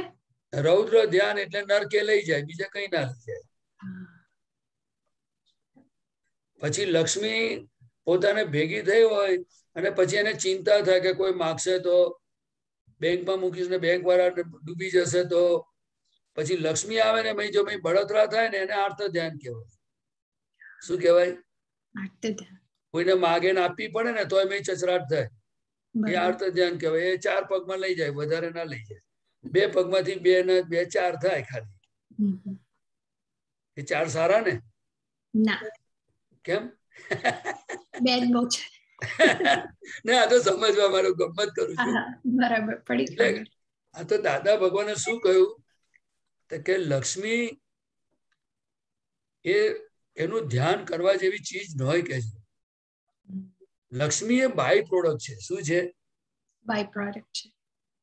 હંમેશા મેઇન પ્રોડક્ટ નું કામ કરવું જોઈએ. એટલે શું છે કે જો તમે મહેનત કરો કે કોઈ કામ કરો તો તમને લક્ષ્મી બાય પ્રોડક્ટમાં મળશે. પણ તમે મહેનત જ ના કરો કોઈ પણ લક્ષ્મી જોઈએ કેવી રીતે આવશે? બીજી વસ્તુ કે દાદા કહે છે કે તમને લક્ષ્મી મળવાનું ફિક્સ જ છે. હવે જો લક્ષ્મી તમને અત્યારે વધારે મળી જશે તો પાછળ પછી ફક્કમ ફક્કા. ખ્યાલ આવ્યો? બધું એના ટાઈમે એને શું કે ભીડ નહીં ને ભરાવો નહીં. શું કે છે? ભીડ નહીં. એટલે આપણું ઘર તંત્ર સરસ ચાલે, ખાઈ પીએ ને બધાને બધું ચાલે એટલી લક્ષ્મી આવે તો ઘણું થઈ ગયું. ખ્યાલ આવે? પણ અત્યારે બધા કે છે લક્ષ્મી પાછળ બહુ પડ્યા છે. કે દાદા કે લક્ષ્મી પાછળ પડવું એટલે શું? તો કે બધાની બીજા બધાના હકનું હોય તે મને મળી જાય એવી જે ભાવના છે ને વધારે કમાવાની, એ વસ્તુ હિતકારી નથી. પણ શું કરવું જોઈએ કે હે દાદા ભગવાન મને ખૂબ સરસ કામ કરું, ઓનેસ્ટલી કામ કરું, ક્વોલિટીમાં કામ કરું, ખ્યાલ આવ્યો? લોકોને સુખ થાય એવું કામ કરું, મને શક્તિ આપો. પછી એ 60 વર્ષની ઉંમર હોય તો એવું જ કરવું જોઈએ. રોજ સવારે પ્રાર્થના કરવી જોઈએ. અને બીજું કે લક્ષ્મીજીને પ્રાર્થના કરવાની કે હે લક્ષ્મીજી, દાદા ભગવાનની સાક્ષી નમસ્કાર કરું છું, તમે અમારે ત્યાં આવતા રહેજો. તમે આવશો તો અમને બહુ ગમશે. આ ઘર તમારું છે. પણ જયારે આવવું હોય ત્યારે આવજો ને જ્યારે જવું હોય ત્યારે જજો. અને અમારો વ્યવહાર દીપાવજો અને અમે ધર્મ કરાવજો, જગત કલ્યાણમાં નિમિત્ત બનાવજો. નહીં તો મોટે ભાગે લક્ષ્મી, આ તો આપણા મહાત્માઓની વાત તો હવે જુદી થઈ ગઈ, પણ મોટે ભાગની લક્ષ્મી છે ને અત્યારે મનુષ્યપણું ખોવડાઈ નાખે એવી હાલત છે. શું છે? એટેકો પણ લાવે એવું છે. મનુષ્યપણું ખોવાની વાત એટલે બધું આવી ગયું. એનું વર્ણન કરાય નહીં, કારણ કે બધું ઉઘાડું જગતમાં દેખાય એવું છે. જો આપણે બાધા બારે સમજીએ તો કે લક્ષ્મી હોય તો જ બધા તોફાનો છે ને. એટલે દાદાએ શું કહ્યું કે ઓછી લક્ષ્મી હોય ને અને ઘર બહાર ચાલે એટલું હોય ને તો છાનો માનો બેહીને ભગવાનનું ભજન કરે. પણ બહુ લક્ષ્મી આવે તો કઈ બાજુ ભજન કરે? તમને ખ્યાલ આવે છે? હે? એને ઘરના માણસો પ્રત્યેની કેટલી કેર હોય, સંસ્કારોની કેટલી કેર હોય, હેલ્થની કેટલી કેર હોય, ઇજ્જત આબરૂની કેટલી કેર હોય, એ બધું તો આપણે સમજી શકીએ છીએ. બરાબર છે ને? એટલે દાદા ભગવાને એક બહુ સરસ વાત કરી, એ આજે તમને કહું છું. કે દાદા ભગવાને કહ્યું કે મને આત્મલક્ષ્મી હોજો, મને રાજલક્ષ્મી નથી જોઈતી કે છે. શું કે છે? દાદા ભગવાનની પ્રાર્થના હતી. હા, એ તમને કહું છું કે પોતે ભાવના કરતા હતા કે મને રાજલક્ષ્મી નથી જોઈતી, મને આત્મલક્ષ્મી જોઈએ છે. તો 50 વર્ષની ઉંમરે ભગવાન પ્રગટ થઈ ગયા. અને ભગવાન પ્રગટ થયા એટલે કે વ્યવહારની લક્ષ્મીની એમને તકલીફ નથી, એમનું ઘર ભર બધું સરસ ચાલતું. ખ્યાલ આવ્યો? એટલે આપણે શું માંગવું જોઈએ તમને ખ્યાલ આવી ગયો ને? 100%. બહુ સરસ સમજાવ્યું તમે, મને સમજ પડી ગઈ. બરાબર. આત્મલક્ષ્મી એ રિયલ લક્ષ્મી છે. શું છે? આત્મલક્ષ્મી એ જ રિયલ લક્ષ્મી છે. અને આ રિલેટિવ લક્ષ્મી છે, વ્યવહાર ચલાવવા માટે છે. પણ એ વ્યવહાર ક્યારે ચાલે? કે ભાઈ ભગવાન હોય તો. ભગવાન ના હોય તો વ્યવહાર ચાલે ખરો? ના ચાલે. બિલકુલ. હું તમે જો વાતો કરું છું, દાખલા તરીકે આ પ્રદીપાનંદજીની કેસેટો બધી વાગે છે, તમારી જોડે બધું બોલાય છે, એ શેના આધારે છે? તો કે બહારના પૈસાના આધારે નહીં, અંદર ભગવાન બેઠા છે, આત્મલક્ષ્મી અંદર હાજર છે. એટલે શું છે? પડી ગઈ ખબર. અને લક્ષ્મીનો બહુ જ વિનય કરવો જોઈએ. જો એને ફેંકાય નહીં. એટલે ઘણા લોકો આમ પૈસા ફેંકે ને, આમ પાકીટ કાઢવાનો હોય, ગજવા બહારથી આવ્યા હોય તો આમ પૈસા ફેંકે, આમ. ખ્યાલ આવ્યો? એવું ના કરાય. એને પગ ના અડાડાય, એને ફેંકાય નહીં, એનો દુરુપયોગ ના કરો. ઘણું બધા એના નિયમો છે, કારણ કે 11મો પ્રાણ છે. આદિ દુરુપયોગની તમે વાત કરીને તો એવું લાગ્યા કરે પ્રકૃતિને કે દુરુપયોગ બહુ થાય છે, તો એની માટે ખાલી શક્તિ માંગવાની દાદા પાસે? ના, જો શક્તિ માંગવાની તો કરી, પણ એ આપણે એને આલોચના કરવી પડે. હે દાદા ભગવાન, આ ભૂલ થાય છે મારાથી. ખ્યાલ આવ્યો? આમાંથી મને છૂટવું છે, એને પ્રાર્થના કરવી પડે. શું કરવું પડે? બરાબર ને? અને પછી આપણે કહેવાનું કે દાદા જ્યાં જ્યાં હોય તો મારું રક્ષણ કરજો, મને આમાંથી બહાર કાઢો. તો તમને છે ને બધું અંદર ધીરે ધીરે તમને એમનું રક્ષણ મળે, કૃપા તમારા પર ઉતર્યા કરશે. દાદા ભગવાને એક જ વાત કરી કે હૃદયથી જેણે પ્રાર્થના કરી એનું કામ થઈ જાય. કે ભગવાન મહી બેઠા છે. કઈ બેઠા છે? એટલે કહ્યું કે દાદા ભગવાને કહ્યું કે ભાઈ અણહકનું લઈશ નહીં કે છે. શું કે છે? હા, અને હકનું હોય તોય જો તું હોવ, બહુ સમજણ વાળો હોવ તો થોડું લૂંટાવી દેતા શીખજે કે છે. શું? એટલે એને એવું કહેતા હતા, ખા પી ખીલાઈ દે. એ કબીર સાહેબ ની વાત કરતા હતા. ખા પી ખિલાઈ દે, કર લે અપના કામ, કર લે અપના કામ, જાતે બકત હે નર, સંગ ના આવે ફૂટી બદામ. શું કે છે? સંગ ના આવે ફૂટી બદામ. એટલે બદામ ની ગમે એટલી મોંઘી બદામ નો એક ટુકડો છે ને, એ પણ જોડે નહીં આવે. એટલે જો તારામાં હોય શક્તિ તો તું સરસ સરસ ખાજે કે છે, અને જોડે ખવડાવી દેજે. પછી દાદા કહેતા હતા એ વાત કરું છું કે એ અત્યારે તો તમને બધું કીર્તન ભક્તિ કે કશું કરો તો બધા મહાત્માઓ આવે છે ને 5, 50, 200, 500 જે આવે તે એક સમય એવો આવશે ને કે ખવડાવનારા છે પણ ખાનારા નહીં હોય. એટલે આ તક ચૂકશો નહીં કે છે. શું કે છે? ત્યારે ઘણી વાર શું થાય છે કે ભાઈ જે જગ્યાએ કીર્તન ભક્તિ રાખી હોય એ જગ્યા પર બિચારા જે કામ કરનારા માણસો હોય આજુબાજુ એને જ જમવાનું નથી આપતા. બોલો, જે લોકો બધું સાફ સુફી કરીને બધું કામ કરતા હોય એ લોકોને નિમંત્રક ને કશો વાંધો ના હોય. નિમંત્રક તો બિચારો 2 લાખ 5 લાખ બધું ખવડાવે, પણ પ્રસંગે માણસોને એ જગ્યા પર સંસ્થામાં કામ કરતા હોય એને ખાવાનું પણ નથી આપતા. બોલો, આ દાદા ભગવાનનો સિદ્ધાંત બ્રેક થાય છે, કોઈને ખબર જ નથી. લો, ઘણી જગ્યા પર એવું થાય છે કે આ ખાવા આવે છે એવી રીતે વ્યવહાર કરે છે.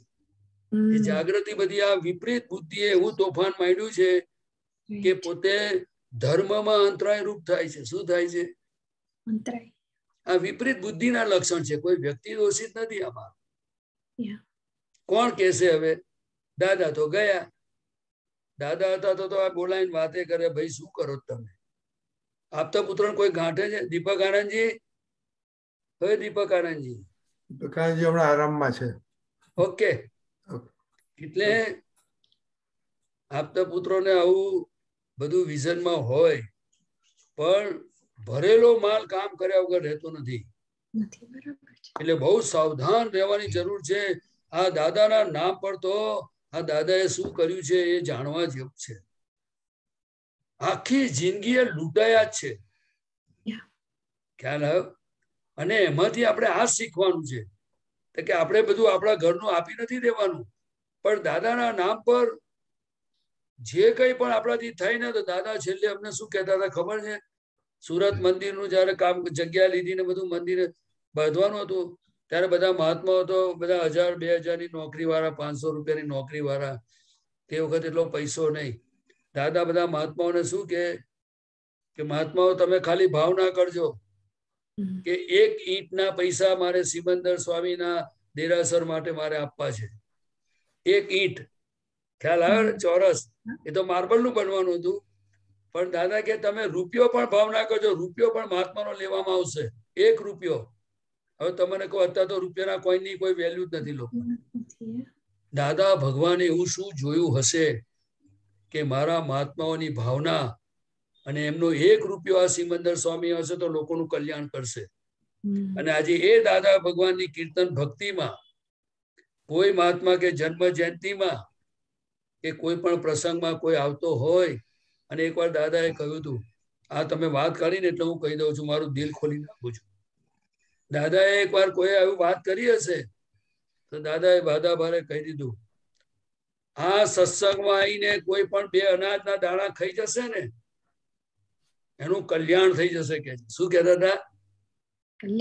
એનામાં ઉગશે કે છે, ઉગશે. આ અહીંનું ખાધેલું ઉગશે અને એ જ કે છે દાદાના નામ પર એક વખત રૂપિયા વાપરશે, એને ખવડાવજો કે છે. બોલો, દાદા ભગવાનની દ્રષ્ટિ કેટલી હશે અને મારી દ્રષ્ટિ કેટલી હોય? મને કહો. જગત કલ્યાણના એક એક ખૂણા પર આપણા મહાત્માઓની જે અદભુત શક્તિ દાદાની કૃપાથી ખુલ્લી થઈ છે, જે આ જ્ઞાન મળ્યું છે, તો આપણે કોઈ ખૂણો કાચો ના પડવો જોઈએ આપણા નિમિત્તે. વાત કેવી લાગે તમને? ઉપરથી શું કરવું જોઈએ? દાદા ભગવાનની તમને વાત હું એટલે કહું છું કે દાદા ભગવાનના પ્રસંગ હોય, જાહેર સત્સંગમાં હોય ને ત્યારે આપતા પુત્રો ઘણા બોલતા હોય છે. દાદા ભગવાન મારી જ વાત કરું. અમે બધા 4-5 આપતા પુત્રોને છે ને પૂછે, તું જમ્યો? શું જમ્યો?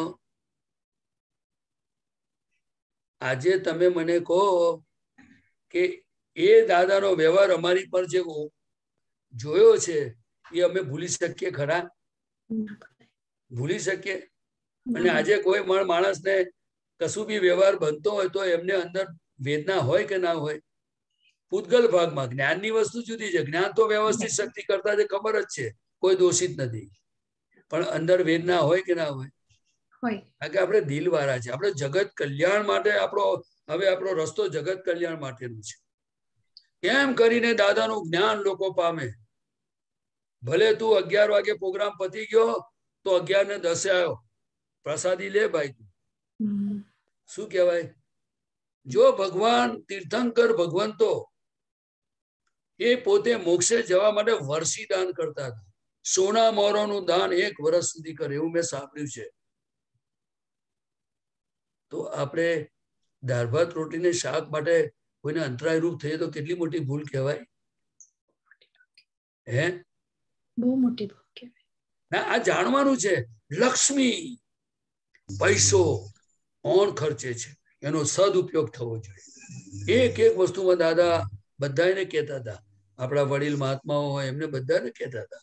આ બધી વાતો દાદા ભગવાન કહેતા હતા, એ કહું છું. ખ્યાલ આવ્યો? પણ સમય એનું કામ કરે છે. શું કરે છે? પણ આપણે જાગ્રત રહેવાની જરૂર છે બધા ખૂણે.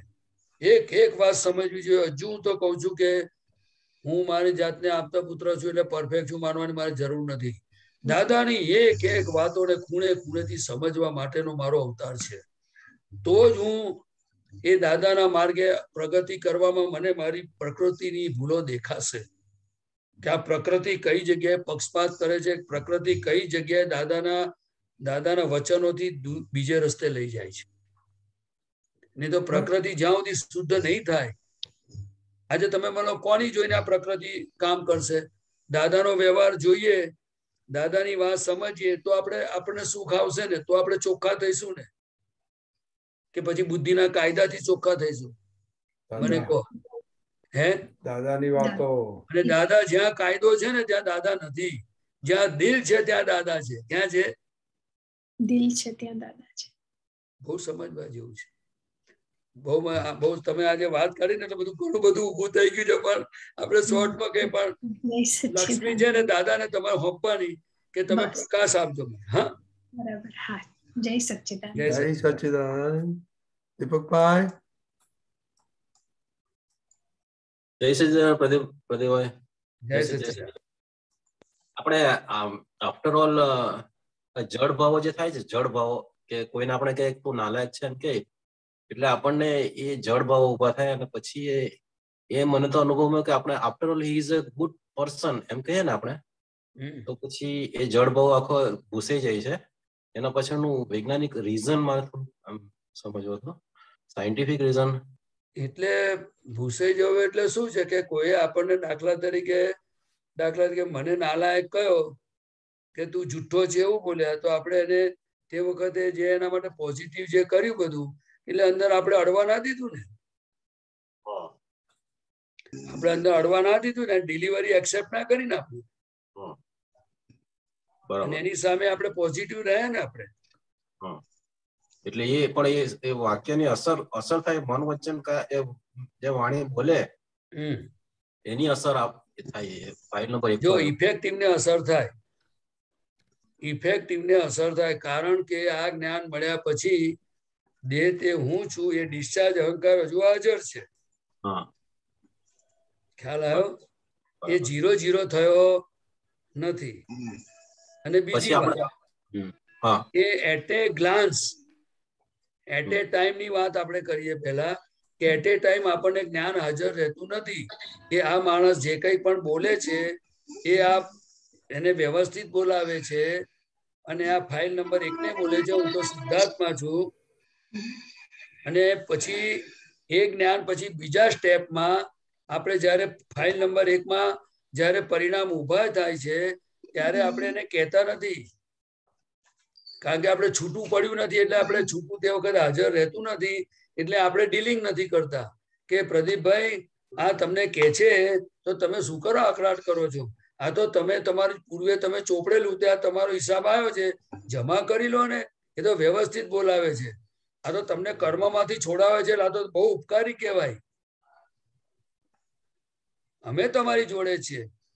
પણ એ જે આખી એટ એ ટાઈમ જે આપણે જ્ઞાન અને વ્યવહારની જે અંદરની પોતાની જાત જોડે વાત કરીને જે સમજાવવાની જે સિસ્ટમ છે એ દાદા ભગવાન એપ્લાય કરતા હતા અને એમણે બધા મહાત્માઓને આ વાત કરેલી છે સત્સંગમાં.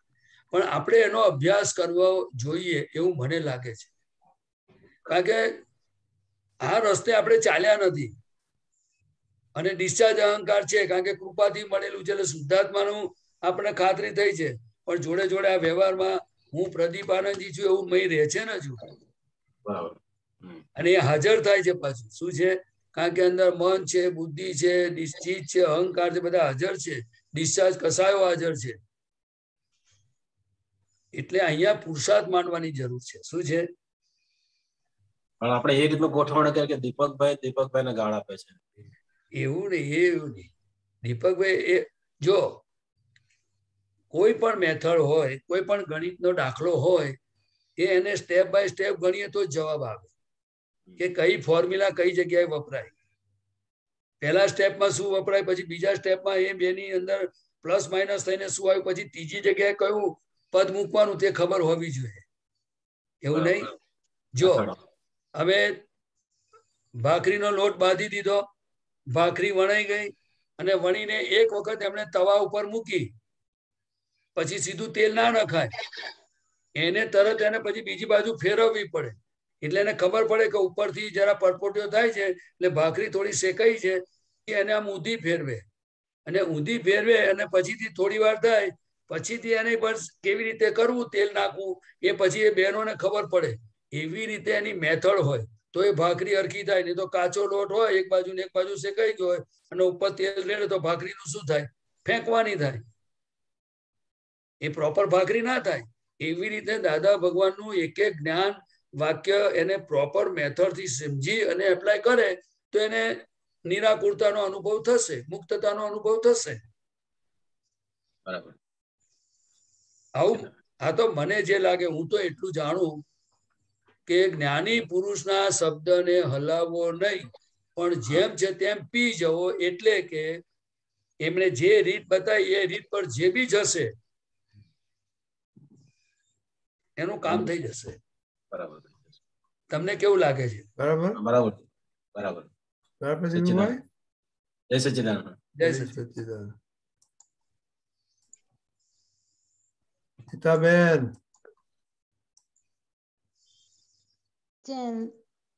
પ્રદીપાનંદજી સાહેબ, જય સચ્ચિદાનંદ. જય સચ્ચિદાનંદ અંકલ સાહેબ. જય સચ્ચિદાનંદ. સાહેબ અહીંયા એક જગ્યાએ દાદા ભગવાન કહે છે કે જ્યાં સુધી મૂળ વસ્તુ ના મળે ત્યાં સુધી એંઠવાડામાં હાથ નાખવાનો. મનને વશ કરવું તે એંઠવાડામાં હાથ નાખવા જેવું છે. હા, મનને વશ કરવું તે એંઠવાડામાં હાથ નાખવા જેવું છે. આમાં થોડુંક સમજાવો સાહેબ થોડુંક. હવે જો મન છે ને એ ગંઠાળ લાકડું છે. શું છે? હા, ગંઠાળ લાકડું. એટલે દાદાએ કહ્યું કે એ જ્ઞાનથી જ વશ થાય. શેનાથી થાય? મૂળ વસ્તુ એટલે જ્ઞાન. શું કહેવાય? મૂળ વસ્તુ એ જ્ઞાનથી જ. હા. બાકી ક્રમિક માર્ગમાં અને બીજા બધા માર્ગોમાં ધ્યાન નામનો એક પ્રયોગ હોય છે. ધ્યાન એટલે કે યોગ. એટલે મનોયોગ, વાણી યોગ, દેહ યોગ, એવી રીતે બધું હોય છે. પણ દાદા ભગવાને કહ્યું કે આ મન છે એ વિવિધ પ્રકારે અંદર ગાંઠોથી બનેલી વસ્તુ છે. એટલે એક વખત તમને એક વ્યક્તિ પ્રત્યે રાગ કરાવે, ત્યાં દ્વેષ કરાવે, પછી ત્યાંથી કે છે કે એક વખત તમને દાખલો આપું. દાદા શું કહેતા હતા? એક ભાઈ દાખલા તરીકે પૂજામાં બેઠા હતા, તો દાદા એમના ઘેર ગયા. એ મોટા શેઠ હતા અને પછી પૂછ્યું કે શેઠાણીને કે શેઠ ક્યાં ગયા? શેઠ નથી. કે શેઠ ઢેડવાડે ગયા. કે શું કે છે? તું બોલ્યા એ ઢેડવાડે ગયા છે. એટલે પેલા શેઠ અંદર બેઠેલા દાદાના મિત્ર હતા. એટલે એમને એ તો બહુ વિચારક હતા. એટલે એમને ખબર પડી ગઈ કે મારી વાઈફ ને ખબર પડી ગઈ કે હું ઢેડવાડે ગયો છું.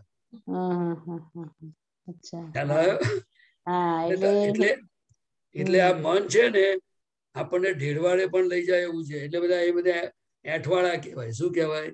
બધા જ. અને જે નિર્ગ્રંથ મન થાય એ જ્ઞાનથી થાય. શું થાય? નિર્ગ્રંથ મન એ જ્ઞાનથી આપણું મન ઘણીવાર ખાવામાં, ફરવામાં, પીવામાં, રિલેટિવ સુખોમાં, અણહકના સુખોમાં બધી જાતનો સામાન કળયુગમાં નીકળે. નીકળે ના નીકળે? હાજી નીકળે ને સાહેબ. એટલે બધા અઠવાડો કહેવાય. શું કહેવાય? બધો જ અઠવાડો. હા, આપણને તમને કહું, તમે જોજો, તમને કહે કે ચલો સામાયિક કરીએ, એવી ગાંઠ ફૂટશે, વિચાર આવશે, પણ જેવા બેસીશું ને પછી તમે જુઓ આ દશેરી નીચે જાય, ભૂલો દેખાડ તો બાજુ પર રહી. બને કે ના બને? એવું બને ને. એનું કારણ શું છે કે આ બધી વસ્તુમાં દાદાનો અનુભવ છે. એટલે મૂળ વસ્તુ એટલે શુદ્ધાત્મા. શું છે? હા, મૂળ વસ્તુ શુદ્ધાત્મા. એટલે આપણે બધા જેને આ બધા જ્ઞાન આપણે પામ્યા છે, આ બધું છે, એને આ બધી વાતોને એ રીતે સમજી લેવાનું કે પોતાના સ્વરૂપને લક્ષમાં રાખીને આ બધા વ્યવહારો થાય તે બધી ક્રિયાશીલ ભાગ છે, એ આપણાથી રિલેટિવ ભાગ છે, જુદો છે, ને હું શુદ્ધાત્મા છું. તમે ના ફ્રી હો તો એને દાદા એવું કહ્યું કે મનને જ્ઞેય તરીકે જોવું. કારણ કે મૂળ વસ્તુ એ શુદ્ધાત્મા જેને પ્રાપ્ત થયું આપણને, એટલે આપણે જ્ઞાતા દ્રષ્ટા થયા અને મન જ્ઞેય થઈ ગયું. શું થઈ ગયું? મન જ્ઞેય થઈ ગયું, આપણે જ્ઞાતા. અને હવે એમણે એ જ કહ્યું છે કે તમે મનને તોડતા શીખો. કે છે શું? હા, મન એ કેવી રીતે તોડે? તોડવાનું એટલે કે જેમ કે આપણે કેરીઓ તોડી લઈએ કે મેથીની ભાજી હોય એને પાના તોડી, એવું નહીં. તોડવું એટલે શું? કે મન બતાડે કે અત્યારે મારે વિધિ નથી બોલવી. કેમ? ત્યાં જ્ઞેય જગ્યા, ચલો થોડી વાર બોલો. શું કરવું તારે? હમણાં 5 મિનિટ બોલો, પછી કરીએ છીએ. એટલે મનના વિચારોને જ્ઞેય જ્ઞાતા જોડે વાતો કરે, એ પ્રમાણે પ્રયોગમાં રહે, અને પછી ધીરે ધીરે એને વાળે. વાળે. હા, સરસ. મનને વાળે. હા, સરસ. એટલે પોતાનું આખું જે ધ્યેય તરફનું બધો આખો પુરુષાર્થ એ તરફ કરતા હોય એ મનની વાતોમાં ના આવે. ના, આપણા પુરુષાર્થ તરફ લઈ જાય મનને આપણા. એટલે પછી તે ધીરે ધીરે વશ થતું જાય. શું થતું જાય? પછી વશ થતું જાય મન. હા, નહીં તો ના થાય એકવાર. આ બધા આ જે આપણને જે સવારે જે ઝૂમ પર વિધિ આવે છે, આ પદો છે, એ બધું આ પ્રયોગ છે એક જાતનો. ખરેખર. પણ હવે એ તો બધું મહાત્માઓ કેવી રીતે બધું પુરુષાર્થ માનતા જ હોય અલગ અલગ રીતે. એટલે મને લાગે કે બધું પાટે ચાલતું જ હશે બધા. ના ચાલતું હોય તો પૂછવું જોઈએ. પ્રદીપાનંદજી, એક એવો અંદર સવાલ આવે કે 4:30 વાગે આપણે વિધિ કરી લઈએ સવારે, અને પછી આપણી 6:30 વાગે આવે છે, બરોબર? તો અંદરથી તો મન બહુ પેલું કરે કે હવે બેસો ને બીજી વાર બેસો ને, એવું અંદરથી બહુ. પછી મને અંદર પાછું એવું જ થાય, ના બેસાય બીજી વાર. એ શું બતાડ કરે છે? બેસવાનું કે છે પ્રજ્ઞા છે, ના બેસવાનું કે છે બુદ્ધિ છે. હા, કે હવે ના બેસાય. એક વાર થઈ ગયું. કારણ કહો, વિધિ એ શું છે? હાજી. તો કે જો એ બધી મન વચન કાયાની એકાત્મ વૃત્તિ કરનારી આ વસ્તુ છે. હવે અત્યારે મન વચન કાયાની એકતા થાય તો પછી મહાવિદ્યમાં જવાય. એમાં 5 આજ્ઞા પણ છે અને આ બધી વિધિઓ પણ છે. હવે જો તમારે સમજાવ ના બેસાય તો આપણે પહેલા જાત જોડે વાત કરવાની, ભાઈ કેમ ના બેસાય એ મને કહો. આપણે શું છે, આપણને કોઈ કે એની વાત માની લઈએ છીએ. અંદર વિચાર આવ્યો તો આપણે કેમ ના બેસાય, કારણ મને આપતું.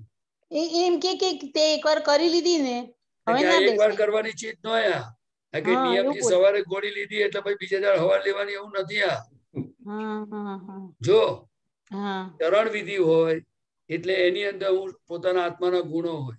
આપણે કહેવાનું કે આ જે ગુણો તમે આપણે સવારે બોલી ગયા, તો એવી રીતે તમે છૂટા રહો છો. તમે બધાના શુદ્ધાત્મા જુઓ છો, તમને વર્તે છે કે આ બધા મન વચન કાયાથી જુદા છે અને શુદ્ધ, એટલે તમે આ ગુણોની ભજના છે આમાં. અનંત જ્ઞાન વાળો, દર્શન વાળો, અરૂપી અસંગ બધું. બરાબર. પછી આવે છે નમસ્કાર વિધિ. નમસ્કાર વિધિ ત્રિમંત્રો, એમાં બ્રહ્માંડના શ્રેષ્ઠ પુરુષોને નમસ્કાર છે. સિમંદર સ્વામીને 40 વાર ને બધાને 5-5 વાર છે. તો તમારે મહાવિદ્યમાં જવું છે તો તમે અત્યાર સુધી વચ્ચે પોલો મારી ખાધી હતી. આ જ્ઞાન મળ્યા પહેલા ક્યાં તમે નમસ્કાર કરતા હતા, ક્યાં વિધિ કરતા હતા? એટલા વર્ષો તો એમ જ વાપરી ખાધા ને. તો એ બધી ખોટ રિકવર નથી કરવાની આપણે. ચલો બોલો દે કરે. વાહ આ સરસ વાણિયાનો વાત. હિસાબ કહેવાય. એક્ઝેક્ટ સાચી વાત કરી, બરોબર કે ખોટ રિપેર કરવાની છે હવે. એટલે કે ભાઈ આગલા તમે જ્ઞાન મળ્યા પહેલા કઈ તમે આટલા વર્ષ સુધી કરી છે વિધિ, તો આ બધી વર્ષોની બાકી રહી ને. એક દિવસના 365 ગુણ્યા આટલા વર્ષ થયા તો કરો હવે. કરો કરો હવે બસ એમ જ કરાઈને કરવું છે. હવે બેસી ઘણી પોતાની જાત જોડે કેવી રીતે એને સમજાઈને કામ લેવું. હા હા હા, એકવાર વિધિ કરી એટલે સંતોષ માનવાની ચીજ ન હોય. કરેક્ટ સાહેબ સાહેબ. આ પ્રકૃતિની જોડે કામ લેવાનું છે. પ્રકૃતિ સાથે કામ લેવાનું છે. હા, અને એને અટાઈ પટાઈને સમજાઈને લેવાનું છે. આમ હાથ પાડે અંદરથી તો હાથ પાડે કર કર. હવે 9 કલમો બોલાવ્યો તો આપણે કયો 3 વાર બોલવાની છે. દાડામાં 3 વાર બોલો છો તમે? કેટલી વાર ચૂકી ગયા છો? કેટલી ચલો 9 કલમો બોલો કહીએ. હા કરે. આપણે શું છે કામ વાળી હોય ને, એને જો કામ ના કર્યું હોય ને તો કે અહીં પોતું રહી ગયું કરને, તો તરત અહીંયા કચરો વારવાર રહી ગયો જરા વારી નાખ ને. કામ વાળી જોડે 2000 પગાર આપીએ છે ને, ત્યાં આગળ પક્ષપાત છે. શું છે? અને પોતાની જાત જોડે નિષ્પક્ષપાતી છે. ખરેખર બહુ સુંદર વાત કરી, બહુ સુંદર વાત કરી, બહુ સુંદર. ગીતાબેન? હાજી હાજી સાહેબ, બહુ સુંદર. પ્રદીપાનંદજી સાહેબ, પ્રદીપાનંદજી આપણો ટાઈમ થઈ ગયો છે તો તમે મતલબ બોલો. ગીતાબેન પ્લીઝ ફોલો. હાજી સાહેબ. ચલો. નમો વિતરાગાય. નમો વિતરાગાય. નમો અરિહંતાણમ. નમો અરિહંતાણમ. નમો સિદ્ધાણમ. નમો સિદ્ધાણમ. નમો આયરિયાણમ. નમો આયરિયાણમ. નમો ઉવસાયાણમ. નમો ઉવસાયાણમ. નમો લોએ સવ સાહુણમ. નમો લોએ સવ સાહુણમ. એસો પંચન મુક્કારો. એસો પંચન મુક્કારો. સવ પાવપણાસણો. સવ પાવપણાસણો. મંગલાણમ ચ સવ્વેસીમ. મંગલાણમ ચ સવ્વેસીમ. પડમમ હવૈ મંગલ. પડમમ હવૈ મંગલમ. ઓમ નમો ભગવતે વાસુદેવાય. ઓમ નમો ભગવતે વાસુદેવાય. ઓમ નમઃ શિવાય. ઓમ નમઃ શિવાય. જય સચ્ચિદાનંદ. જય સચ્ચિદાનંદ.